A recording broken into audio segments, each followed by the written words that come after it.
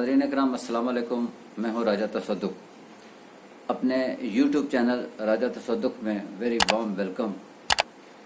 इंसानी ख़ताएँ और अल्लाह से रजू, ये ऐसा मौज़ू है जिसमें कोई जादू है, सहर है, कशिश है या न जाने क्या है कि मेरे नाज़रीन को, उनकी फैमिलीज़ को, उनके दोस्तों को और उनके जानने वालों को ये मौज़ू बहुत पसंद आया है और उनकी ख्वाहिश और इसरार है कि इसी मौज़ू पे मज़ीद बात होनी चाहिए। Definitely this is a heart touching subject and it ultimately leads to the destiny, और डेस्टिनी की तरफ जो चीज़ लेके जाए वो बहुत ही अहम होती है। नाज़रीन इकराम, अल्लाह वाले और फ़कीर तो बरसों में एक आद पैदा होता है। ज़िंदगी हमें यूं ही गुजारनी होती है और ख़ूबसूरत और बेहतरीन ज़िंदगी वो होती है जो शुरू से ही तौबा कर ली जाए, माफ़ी मांग ली जाए और अल्लाह ताला की दी हुई तालीमात, हदायत और उन असूलों के मुताबिक ज़िंदगी गुजारी जाए जो बताए जाते हैं, तो वो बहुत ही खूबसूरत और बहुत ही अच्छी ज़िंदगी होती है। मैंने पिछली 2 वीडियोस में कुछ मसालें आपकी खिदमत में पेश की थी। मैं इस दफ़ा भी कुछ मसाले पेश करूंगा और गुजारिश ये करना चाहूँगा कि हमें कोशिश यही करनी चाहिए कि अच्छे वक्त पर, मुनासिब वक्त पर अल्लाह ताला से रुजू कर लेना चाहिए। नाज़रीन इकराम, मैं सबसे पहले हज़रत अब्दुल्ला बिन मुबारक रहमतुल्लाह अलैह की आपको मिसाल सुनाऊंगा। वो एक शरीफ, नेक और ध्यानतदार शख्स थे, इबादत गुजार थे, लेकिन इत्तेफाक से अपनी एक कनीज़ के ऊपर आशिक हो गए थे और उसके इश्क में बेकरार रहते थे। उसके घर के बाहर से अक्सर उनका गुजर होता और उनकी ये ख्वाहिश होती कि उसकी एक झलक देख लेते। एक दिन ऐसा हुआ कि उन्होंने फ़ैसला किया कि वो शाम को उसके घर के बाहर चले जाएंगे और कोशिश ये होगी कि उससे तफसीली मुलाकात हो। दूसरी तरफ सख्त सर्दी का मौसम था। बहरहाल आप शाम को उसके घर की दीवार के नीचे जाके खड़े हो गए। आप खड़े रहे, आपको अंदाज़ा ही नहीं हुआ कि कितना वक्त बीत चुका है। इस दौरान बर्फ़बारी भी हुई, लेकिन आपको ये भी एहसास नहीं हुआ कि बर्फ़ तक पड़ी है। रात के किसी पहर में वो गालबन आई भी, को हल्का फुल्का आपस में इशारों में बात भी हुई, लेकिन आप इसी ख्याल में रहे कि वो दोबारा आएगी और हमारी तफसीली गुफ्तगू होगी। उस वक़्त फजर की अजान होती है, तब तक आपको वक्त का एहसास ही नहीं होता। आप ये समझे कि ये गालबन इशा की अजान हुई है, लेकिन जब कुछ ही देर में रोशनी फैलने लगी तो आपको एहसास हुआ कि ये तो रात गुजर गई है। इसी इसना में आपको एकदम नदामत और शर्मिंदगी के साथ एक ख्याल आता है और एक झटका लगता है कि ए मुबारक के बेटे, क्या तुमको इस मकसद के लिए पैदा किया गया था? जिस तरह तुम रात भर यहाँ खड़े रहे हो, अगर इसी तरह तुम मस्जिद में इमाम के पीछे नमाज में खड़े होते और उस रकात में इमाम साहब अपनी तिलावत लंबी से लंबी कर देते तो तुम्हें कितनी तकलीफ होती, तुम्हारी टांगों में कितना दर्द होता और शायद तुम्हें ये बर्दाश्त भी ना होता। लेकिन यहाँ तुम शाम से लेकर सवेरे तक खड़े रहे हो। ऐन मुमकिन है कि ये जो रात है, ये आज तुम्हारे लिए बहुत ही मुबारक रात होती, तुम्हारे लिए बड़ी मुकद्दस रात होती, और इसको तुमने ज़ाया कर दिया है। तो इस ख्याल के साथ ही आपने दिल में सोचा कि मेरे से बहुत ज़्यादती हो गई है, बहुत गलती हो गई है। अल्लाह के हजूर गिर पड़े, तौबा की, माफ़ी मांगी और आने वाली ज़िंदगी आपने बहुत ही अच्छे अंदाज में गुजारने का अहद किया। और नाज़रीन इकराम, फिर दुनिया वालों ने देखा कि हज़रत अब्दुल्ला बिन मुबारक रहमतुल्लाह अलैह वाकई दीनों ईमान के सतून बनकर, तरीक़त और शरीयत के पेशवा बनकर اور علم و شجاعت کے پیکر بن کر سامنے آئے، اور آخری زندگی کی آخری سانس تک آپ کا کردار ایسا ہی رہا۔ اب دوسری مثال میں آپ کی خدمت میں حضرت حارث محاسبی رحمۃ اللہ علیہ کی پیش کرتا ہوں۔ آپ ایک آتش پرست کے بیٹے تھے، لیکن پیدائش کے کچھ عرصہ بعد جب آپ نے ہوش سنبھالنا شروع کیا تو اللہ کی طرف سے آپ کے دل میں اللہ ہی اللہ نکل رہا تھا آپ کی زبان مبارک سے، اور اللہ ہی کی طرف راغبیت تھی۔ کچھ اور بڑے ہوئے تو آپ نے باقاعدہ اسلام قبول کر لیا اور اپنے اللہ پر یقین کرنا شروع کر دیا۔ آپ کے توکل اور اللہ پر یقین کی یہ حالت تھی کہ آپ اس کے سلسلے میں کسی طرح کا کوئی کمپرومائز نہ کرتے۔ آپ کچھ اور بڑے ہوئے تو آپ کو بتایا گیا کہ آپ کے والد نے میراث میں آپ کے لیے 30,000 درہم چھوڑے ہیں، تو آپ نے ان طلبداروں سے، ان رشتہ داروں سے ارشاد فرمایا کہ میں چونکہ اب مسلمان ہو چکا ہوں اور میرے والد صاحب آتش پرست تھے، لہذا ان کا چھوڑا ہوا ورثہ میں میرے لیے جائز نہیں ہے۔ چنانچہ اسے بیت المال میں شاہی خزانہ میں بھیج دیا گیا اور وہاں پر آپ نے ان پیسوں کو جمع کروا دیا۔ ناظرین کرام، اللہ تعالیٰ کا آپ کے اوپر ایک خصوصی کرم اور عنایت تھی، اور وہ یہ تھی کہ جب بھی آپ کوئی کھانا کھاتے اور اس میں تھوڑا سا بھی کوئی شک و شبہ ہوتا کہ یہ کھانا حلال ہے یا نہیں، یہ ٹھیک ہے یا نہیں، یہ جائز ہے یا نہیں، آپ کی انگلیاں اکڑ جایا کرتی، اور جو اس بات کا اظہار ہوتا کہ یہ کھانا ٹھیک نہیں ہے، اور جو کھانا ٹھیک ہوتا آپ وہ کھاتے روٹین میں تو آپ کی انگلیوں کو کوئی تکلیف نہ ہوتی۔ ایک دفعہ آپ اپنے وقت کے بہت ہی بڑے دینی اور مذہبی لحاظ سے، تصوف کے لحاظ سے ایک بہت ہی بڑی شخصیت حضرت جنید بغدادی رحمۃ اللہ علیہ کے گھر گئے۔ انہوں نے محسوس کیا کہ آپ کو بھوک لگ رہی ہے۔ انہوں نے آپ سے پوچھا کہ آپ کی خدمت میں کھانے کے لیے کچھ پیش کیا جائے، چہرے سے معلوم ہوتا ہے جیسے آپ کو بہت بھوک لگ رہی ہے۔ تو آپ نے کہا کہ ہاں مجھے بھوک لگ رہی ہے، کچھ پیش کر دیں۔ انہوں نے اپنے گھر میں آئے رات کے ایک کھانے کو آپ کے سامنے پیش کر دیا۔ وہ ایک شادی کا آیا ہوا کھانا تھا۔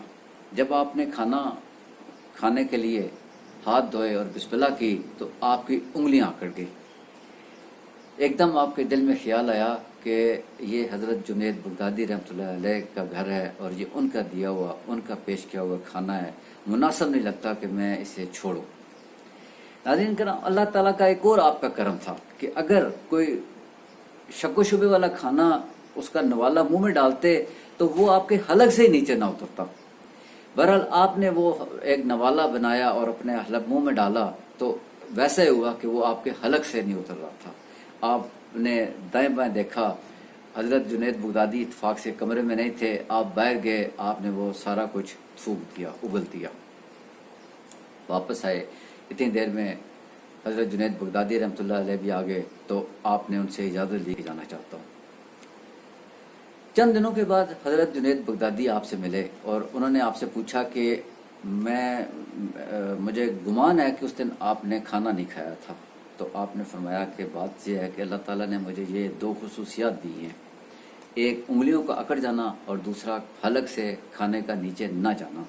تو چونکہ آپ کا گھر تھا، آپ کا پیش کیا ہوا کھانا تھا، تو میں انکار بھی نہیں کر سکتا تھا، لیکن حقیقت یہ ہے کہ وہ کھانا ٹھیک نہیں تھا۔ تو حضرت جنید بغدادی رحمۃ اللہ علیہ نے آگے سے فرمایا کہ آپ درست کہتے ہیں، وہ میرے گھر میں شادی کا کھانا آیا تھا اور مجھے یہ یقین نہیں تھا، اندازہ نہیں تھا کہ وہ صحیح تھا یا غلط۔ تو ناظرین اکرام، اللہ تعالیٰ کا جب خاص کرم ہوتا ہے تو پھر یہاں بھی ایسی نوبت بھی آ جاتی ہے۔ اور پھر حضرت حارث محاسبی رحمۃ اللہ علیہ اولیاء کے سردار کہلائے، پرہیزگاروں کے سردار بھی تھے اور دانائی کی عمدہ مثال تھے۔ مائی ڈیئر ویورز، اب آپ کی خدمت میں تیسری اور بہت ہی امپورٹنٹ مثال پیش کرنے جا رہا ہوں۔ یہ ہیں حضرت شفیق بلخی رحمۃ اللہ علیہ۔ آپ بلخ شہر کے رہنے والے تھے۔ آپ کے روحانی استاد حضرت ابراہیم ادم رحمۃ اللہ علیہ تھے۔ آپ نے تقریباً 1000 سے زیادہ اساتذہ سے تعلیم حاصل کی تھی اور بہت ہی زیادہ آپ کا مطالعہ وسیع تھا، اور جو آپ کے زیر مطالعہ کتابیں تھیں وہ کئی اونٹوں پر لادی جا سکتی تھیں۔ آپ پیشے کے لحاظ سے تجارت فرماتے تھے، اور تجارت کے لیے، کاروبار کے لیے آپ بلخ سے ترکستان جایا کرتے تھے۔ ایک دفعہ آپ ترکستان گئے تو وہاں کاروبار کے لحاظ سے آپ کی ملاقات ایک بت پرست سے ہوئی جو بتوں کی پوجا کرتا تھا، اور اس نے اپنا ایک بڑا خوبصورت بت بنا کے رکھا کرتا تھا جو اس کی زیادہ پوجا کرتا تھا۔ آپ نے اسے بہت سمجھایا کہ یہ بے جان بت ہیں، ناتوان ہیں، ان میں کوئی قدرت نہیں ہے اور ان کی پوجا کرنا چھوڑ دو۔ تو آگے سے اس نے بڑا ایک عجیب و غریب سی بات کی اور آپ سے کہا کہ آپ بلخ کے رہنے والے ہیں؟ آپ نے کہا جی۔ تو کہنے لگا کہ جس خدا کی آپ بات کرتے ہیں وہ خدا آپ کو کاروبار کے لیے ترکستان لاتا ہے، کیا وہ آپ کو بلخ میں روزی نہیں دے سکتا ہے؟ آپ کا کام کاج وہاں بلخ میں نہیں کر سکتا ہے؟ یہ بات آپ کے کوئی دل کو لگی۔ اس دن آپ نے یہ فیصلہ کیا کہ میں آج کے بعد کم از کم تجارت کے لیے ترکستان نہیں آؤں گا، اور واپس آ رہے تھے۔ جب رستے میں تھے تو آپ سے ایک بزرگ کی ملاقات ہوئی اور انہوں نے آپ کو بشارت دی کہ آئندہ اللہ تعالیٰ آپ کو بلخ میں ہی اپنا روزگار دے گا اور بلخ میں ہی آپ کا کام کاج ہوگا، اور ساتھ ہی آپ نے یہ فیصلہ کیا کہ میں آج کے بعد میرا اپنے رب پہ، اپنے اللہ تعالیٰ پہ اور زیادہ مضبوط ایمان ہوگا۔ بلخ میں جب آپ واپس آ گئے تو مشہور آپ زیادہ ہونے لگے، آپ کی شہرت کا چرچا ہر طرف ہونے لگا۔ ایک دفعہ آپ نے فیصلہ کیا کہ اب حج پہ جانا چاہیے، تو حج پہ جانے کے لیے بلخ سے مکہ مکرمہ جانے کے لیے رستے میں بغداد آتا ہے، تو اس وقت بغداد کے حاکم ہارون الرشید تھے۔ جب انہیں معلوم چلا تو انہوں نے آپ کو درخواست بھیجی کہ ملاقات ہونی چاہیے۔ آپ ان سے ملنے گئے تو ہارون الرشید نے آپ سے کہا کہ مجھے کوئی کام کی بات بتائیں۔ آپ نے فرمایا کہ آپ اس وقت حضرت ابو بکر صدیق رضی اللہ تعالیٰ عنہ کے مقام پر ہیں، آپ سے صدق طلب کیا جائے گا۔ پھر آپ حضرت عمر فاروق رضی اللہ تعالیٰ عنہ کے منصب پر ہیں، ان کی جگہ پر ہیں، آپ سے حق اور باطل کے درمیان فرق معلوم کیا جائے گا۔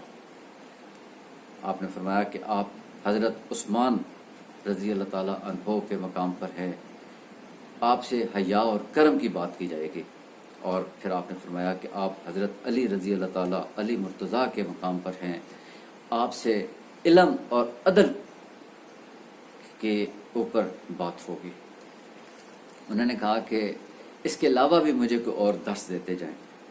تو آپ نے کچھ لمحے سوچا، پھر آپ کہنے لگے کہ آپ فرض کریں کہ آپ ایک جنگل اور بیابان میں ہیں اور وہاں پر آپ کو شدید پیاس لگتی ہے اور پانی پینے کو نہیں ہے۔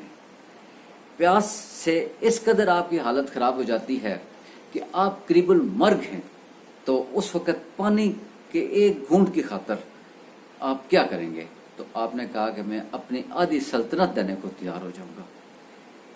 پھر آپ نے فرمایا کہ آپ آدھی سلطنت دے دیتے ہیں اور پانی آپ کو دستیاب ہوتا ہے، پانی کا ایک آدھ گھونٹ پیتے ہیں، اور اس کے بعد اس پانی کے پینے کی وجہ سے آپ کے پیٹ میں مسئلہ پیدا ہو جاتا ہے اور آپ کا پیشاب رک جاتا ہے، اور حتیٰ کہ اس قدر آپ کی پوزیشن خراب ہوتی ہے کہ آپ کو ہلاکت کا خوف ہوتا ہے۔ تو پھر آپ کیا کریں گے؟